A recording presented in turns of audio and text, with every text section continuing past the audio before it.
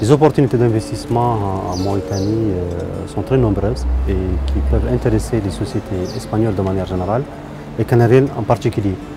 Parmi ces opportunités d'investissement, évidemment, il y a le secteur des pêches, le tourisme et les services de manière générale. Bien sûr, les travaux publics sont un secteur clé de développement au niveau de la Mauritanie. Hay ya un acuerdo de protección y promoción recíproca de inversiones y ahora querríamos completarlo con un convenio para evitar la doble imposición y la evasión fiscal. Además de contactos entre las cámaras de comercio, entre empresarios, entre patronales, para crear ese ambiente de confianza que es lo que luego permite hacer proyectos conjuntos. Il y a déjà une bonne présence des sociétés espagnoles en Mauritanie. Ces opportunités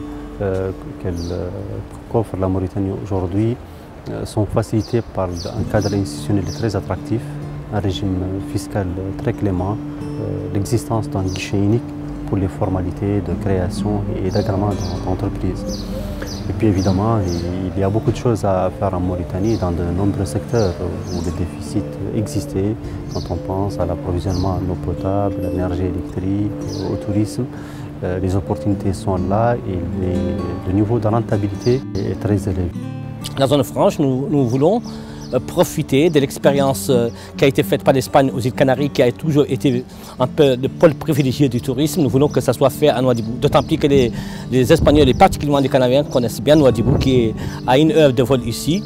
Et nous voulons que ces millions de touristes, au moins qu'1 million d'eux ou quelques-uns d'eux, se rendent en Mauritanie, dans laquelle donc il y a un climat de sécurité pour le tourisme et pour les affaires.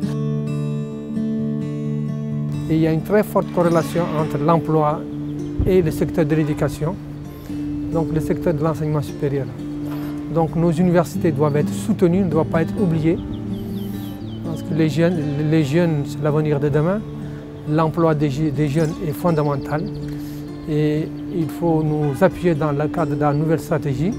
Ceci ne peut qu'améliorer le bien-être, la stabilité de nos pays et de tout l'espace nord-ouest africain et méditerranéen et européen.